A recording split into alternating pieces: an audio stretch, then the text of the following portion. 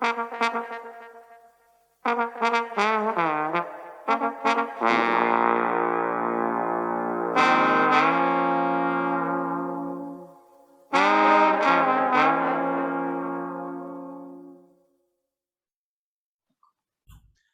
and welcome to another edition of Roots to the Bone, the channel that explores ska and reggae trombone, and we talk to some of the best ska and reggae trombone players in the world. And I am delighted that this week I have from California, Mr. Skabone Stan. Hi Stan, how are you doing? I'm good, Adam. Thank you. Thank you. Before we get started, I just want to say this is a bit of a special episode because of where I am right now. I've been in Cyprus for a few weeks. Wow. I came out here because Konstantinos Pistorius, the illustrator on the Don Drummond comic book series that I'm launching this year, lives out here, and he in a remote location in the mountains. He lives close to the land in an eco-dome house, and I'm broadcasting from his studio. This is his man cave. But to my right, I'm just going to show off cool. Because I have next to me 5,000 watts of sound system. Whoop, whoop, whoop, whoop, whoop. All right. Well, greetings to the people of Cyprus.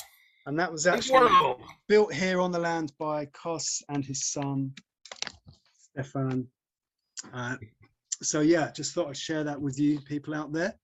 That's very cool. Right, let's get rolling. Stan. Let's do it. In the California ska scene, right? Yeah. So first of all, tell me, what was your entry point into ska, reggae, the whole scene? How did you get to be here playing? Oh, I should say before we start, actually, sorry. Stan plays with the Toasters currently, and also Angelo Moore's Dr. Mad Vibe and the Missing Links, and which is a kind of ska punk kind of, how would you describe it? Because it sounds really interesting. Well, I just have the hashtag ska punk reggae funk soul jazz. Okay. Angelo has a wide, ticks all my boxes. Yeah, Angelo has a very big palette of musical styles, and he just very prolific songwriter. So we do a lot of really up-tempo ska stuff and some nice soulful reggae. Oh, cool. Even throw on a jazz tune once in a while. And for anyone who doesn't know, because people outside the US may not be aware, Angelo Moore is lead singer and saxophonist in ska legends Fishbone, who've been going since like forever. Yes, sir. Fishbone Soldier #1. Yeah. So tell me, Stan, what was your entry point into ska, reggae, the whole thing? How did you get to be a trombonist doing this music? All right. Well, obviously, I grew up playing the trombone and even graduated from college with a music degree. Oh, right. When I got done with college, I was searching around for what kind of music out there in the world that I wanted to play. I didn't really feel called to be a jazz musician, which a lot of college graduates do.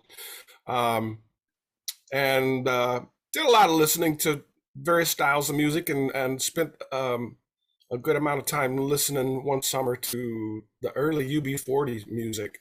And I loved the aesthetic of what they were doing, and it was very much like, if they can do this, I can do it too. And of course, I'd always been listening to Bob Marley and the reggae greats, and I'd also had discovered the Specials during my college years. So I was always aware of ska. And in 1985, as a 25-year-old, I joined up with some like-minded musicians in Ohio, in the town I went to college, which is called Bowling Green, Ohio. We were all very interested in playing reggae, and I realized that everybody in the band was equally a fan of ska music. So when we started the band, it was called Crucial DBC. Crucial DBC. DBC stands for Dread Beat Control. So we formed that band up in 1985 and played around Ohio for a year or two, and we got to really crushing it. And it was recommended to us that we ought to come to California. So you were playing So what? Reggae, ska mixture? reggae and ska, we're just a mixture of both, and writing original music. And we were So, convinced that we should, yes. well, at that point, I'm just curious to know, because that was before the Skatalites really fully reformed and made a Yes, big it impression in was. America. So at that point, were you playing um, kind of Skatalites derived music? I mean, It was more two-tone derived, I suppose, okay, at that yeah, point. yeah. Um, the specials and the Selector English beat were a big influence. Um, and so when we moved out to California, we just plunged into the local scene, particularly where we were in Santa Barbara, California, and the wider scene as well, and began to do back in those days before the internet and stuff. We were really dependent on record labels to kind of disseminate the music, and so owing a big debt in that regard to Bucket Hingley of the Toasters, as you mentioned, for starting his record label Moon Ska, and putting out compilations and allowing bands like ours to contribute to them, and thereby allowing us to actually discover each other too, because we didn't have Facebook and the internet and all that. So it was very much word of mouth and first, a face-to-face meeting. And then when these albums came out, we were like, oh man, these bands are great. We got to link up with them. So anyways, that's where I got started. So that was like you were just all discovering each other. There was a scene that was new and Yeah. just kind of like was that what you would call the first wave of American ska? I guess so. Yeah, I'd have to say. 1985 was a really formative year for me musically, because the band started, and as I said, I was doing a lot of exploring of music, and that was the year the first Fishbone album was released, their self-titled EP. And we at the band, we listened to that collectively, and really, really got us excited about the music. We didn't want to be like Fishbone, but we wanted to capture that energy that they were Mm-hmm. putting out. Mm-hmm. And when we got a chance to come out to California, we eventually got a chance to be doing shows with the Fishbone and other great ska bands. So it was really a cool thing to discover them way back in Ohio, and then a year or so later end up out here and being able to do shows with them. So I've been talking the last couple of editions of this show. I've been talking to Clark Gayton, Buford O'Sullivan, and what they, as I mentioned earlier about the Skatalites reforming in the 80s, Yeah. it seems like that was a watershed moment for ska in America, because a lot of the bands would be touring with the Skatalites, supporting them, and they came into contact with these original Jamaican musicians. So how did that impact you, and how did did your music change when the Skatalites appeared on the scene? Were you part of that at all? Well, not directly, but I did get to witness a few shows, and sometimes some of the members of the bands would get of the Skatalites would get invited to join some of the young ska bands out on tour. I once met Rolando Alfonso when he was touring with the band Bim Scala Bim out of Boston, and that was very cool. But but to that point about the Skatalites, again, going back to 1985, that was the year I discovered the Skatalites, because a friend of mine on a college radio station had a reggae show, and he threw on a Skatalites tune, and I had never heard them before, and I still remember where I was at that moment. And I called him up at the radio station. I was like, who is that? That is, this is gorgeous stuff. This instrumental music, I could hear the jazz influence in it, and I could hear What tune was it? What tune was it? Well, you know what? That part I don't remember now. That was a long time ago. Yeah. But when I heard it, I knew where I fit in the musical universe. Yeah. And started finding out everything I could about the Skatalites at that point. and finding out who this trombonist Don Drummond was and what he was about. Oh, so That was a big year for me. Tell me about your influence and connection to Drummond then, and how he's influenced your music. Well, I was so instantly drawn to what the Skatalites were doing, and I started listening to their music and finding out more about them, and realizing what a central figure Don was in the band, and as far as, especially as, you know, his compositions and his soloing.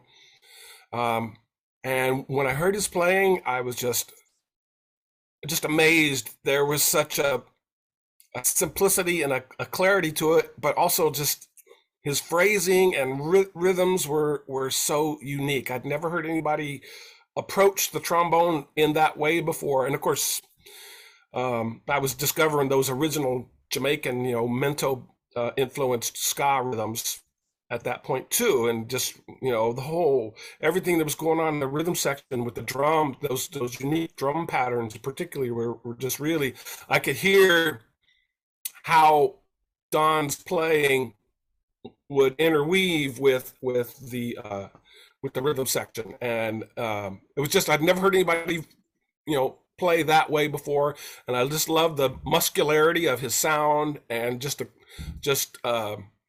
you know, his phrasing was so across the bar lines, if you will. He didn't just play 1 2 3 4 1 2 3 4. His thoughts would go on, and his phrases would extend, you know, through the downbeat and into the, you know, it was just really a unique style and sound that really just drew me in. Mm-hmm. And what about the other players like Rico and Vin Gordon? Yes, absolutely. Well, Rico was another great discovery, and I perhaps when I'm playing reggae and ska, I might play a bit more like him than anyone else. Just his style was so just strong and just cool and deadly. And of course, my first introduction to him would have been through him playing with Specials, yeah, and being on Message to You, Rudy, their version. And it was really cool, you know, some years later to discover the original version by Dandy Livingstone that featured none other than Rico as well. An album of his that really turned me around was the album Man From Wareika. Mm-hmm. And I have a dream that one day that I might try to re-record that album myself in its entirety. I love that album. It was a big influence on me. Yeah. There, I told the world. Me too. I mean, I got into reggae in the 1980s as a teenager, and, you know, there's certain albums that impacted me, like Linton Kwesi Johnson's Forces of Victory and Steel Pulse, Handsworth Revolution. But when I heard Rico's Man From Wareika, you know, that was on a whole nother level for me. And, you know, I go back to it again and again, and I love the dub version of it is fantastic as well, though there's not enough horns on it, but it's still great. Yeah, no, definitely. You know, all respect, Don Drummond was the original, and there's certainly Skatalite tunes are still a great influence on me even today. But I'd say stylistically, Rico was the one who really spoke to me. Mm-hmm. You also mentioned Vin Gordon, and I have to say he would be the his solo in Bob Marley's Running Away. Mm-hmm. Is like my favorite, like, trombone passage in all of reggae. Wow. And so when I heard that song, I had to discover who Vin Gordon was too. And, you know, I'm hearing it right now. I'm hearing it. Pardon me? Right. Yeah, me too. Ba-da-ba-ba-ba-ba-ba, etc. Yeah. All right. So here's a question. If you could go back in time and work with any Jamaican producer, who might that be? Well, Coxzone, Studio One. Yeah. I love the music that came out of that studio. I love the fact that the Skatalites were the house band. Yeah. And I love the fact that so many of the great reggae stars got their start there. You know, the Wailers and Toots and Burning Spear and everybody, and they would just come in and sing with Skatalites sitting there all day just doing their session, and singer after singer would just file in, but the band would be in there just recording. That I would love to have been part of that. Yeah, well, Clark Gayton, who I interviewed a few weeks back, he did record in Studio One, and he actually, I was really surprised that the Skatalites, the reformed Skatalites in the late 80s, did go down to Studio One and record a whole load of tunes for Cox and Dodd, which have never been released, and no one knows where the tapes are.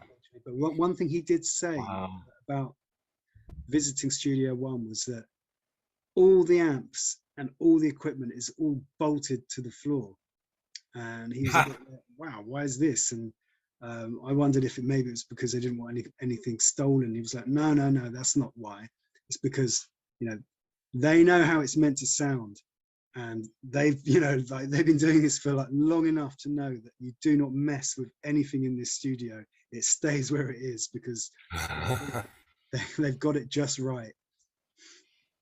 Yeah, that would have been amazing. Enough respect to Clark Gayton.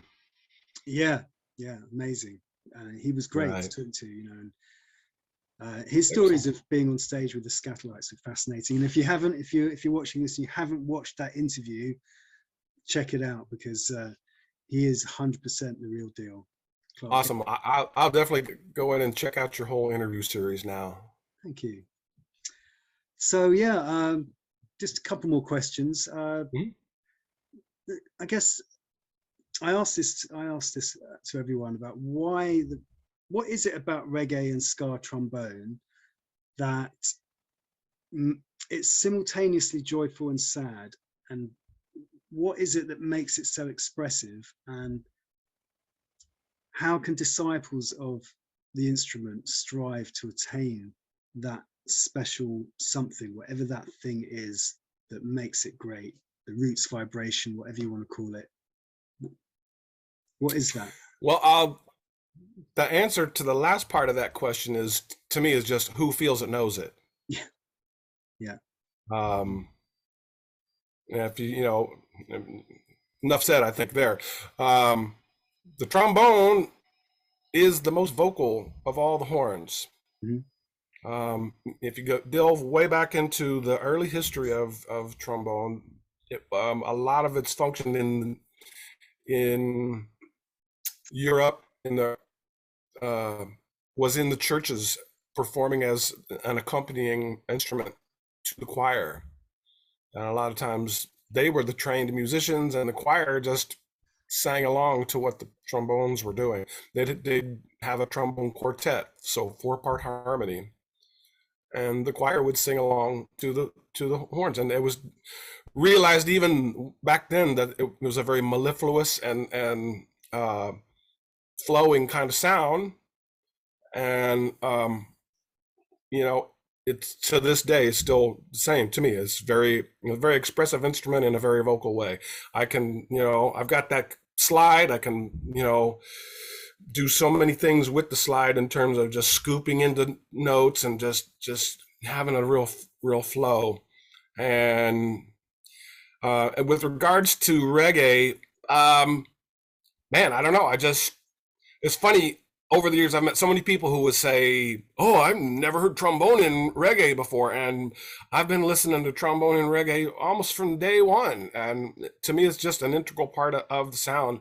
And I always like that that producers like Coxon would mix the trombone a little more to the fore. Just ever so slightly, and with great dynamic players like Don Drummond and Rico and Vin around, I just feel like that really became a defining sound of reggae horn sections. Was just even if another instrument is playing what would be considered the melody line and the trombone is just harmonizing along, there's still that, it just gives that fullness and an extra level of dynamics to have that trombone pushed out just a little bit forward of the other horns. So yeah. So yeah, putting together a Spotify playlist, which grows each time I do one of these. So if there would be 3 trombone tunes that you would that you go back to again and again, what would they be? Well, I checked to see if it's even on Spotify, and it's not. But I would list the song "Man from Wareika" by Rico Rodriguez.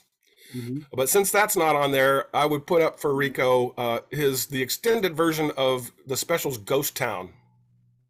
Yeah, yeah, I can tell you something about that actually. Which is, It features a very extensive and wonderful, brilliant solo from. Pardon?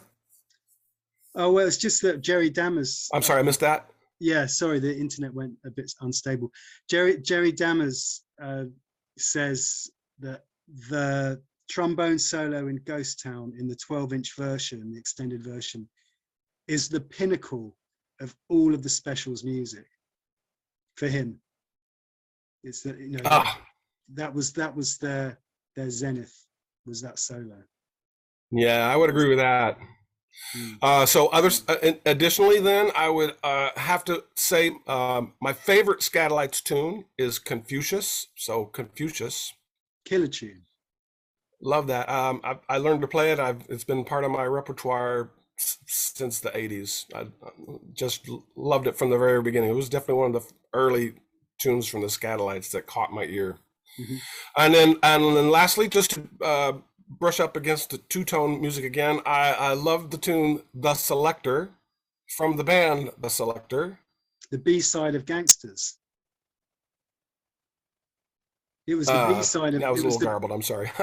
It was the B-side of Gangsters, the specials Gangsters. Yeah, I believe that's correct. Yeah. Yeah. Yeah. When that tune was recorded, there was no band. But, there was no band called Selector. I love that one. That's got a great melody too, very haunting, like Ghost Town. Yeah. Apparently, when that was recorded, the Selector wasn't even a band. They just did a tune. It was some musicians who did a tune called The Selector for the B-side, and then they thought, well, let's form a band called The Selector. So that was the birth of The Selector, that track. That's interesting to know, but yeah, that's something I appreciate about the whole two-tone movement too. That's another. I wish I could have been around that. I think it's really cool that, you know, I mean, I went through my own period of discovery of the music and discovering other musicians and bands that loved the music too. And, you know, that to me was the basis of what started, you know, the California ska scene. Mm-hmm. It was the early 80s. I mean, that music, the two-tone era was still fresh. And but to listen to them and then realize who they were listening to and go back and to listen to that, that was a big part of my musical education in ska. Yeah. Okay, Stan. Well, just to round off, where can people check out your music? Do you have a hub or anything, any page that people can check you out, any YouTube, or what's the best place? Wow. Well,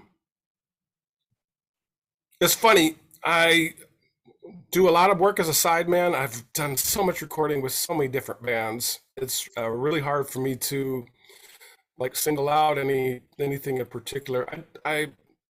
There were some years ago that I recorded some music on my own, and I haven't really done a whole lot with it. I don't have a band to perform it, but it was some music that I wrote and recorded a number of years ago.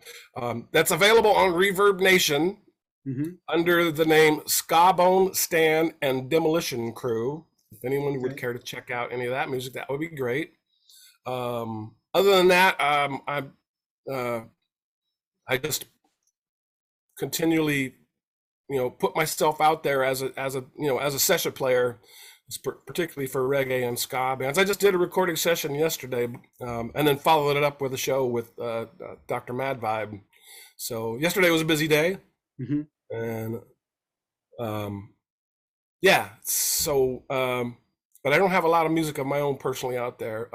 There are some songs from my original band called Crucial DBC that are also available on YouTube.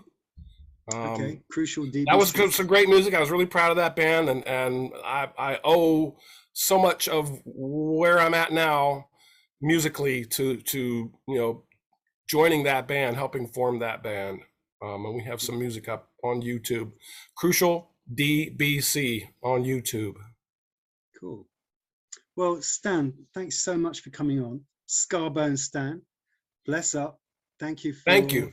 dialing in and sharing with us all the way from California to Cyprus. Roots to the bone. Thanks. Over and out.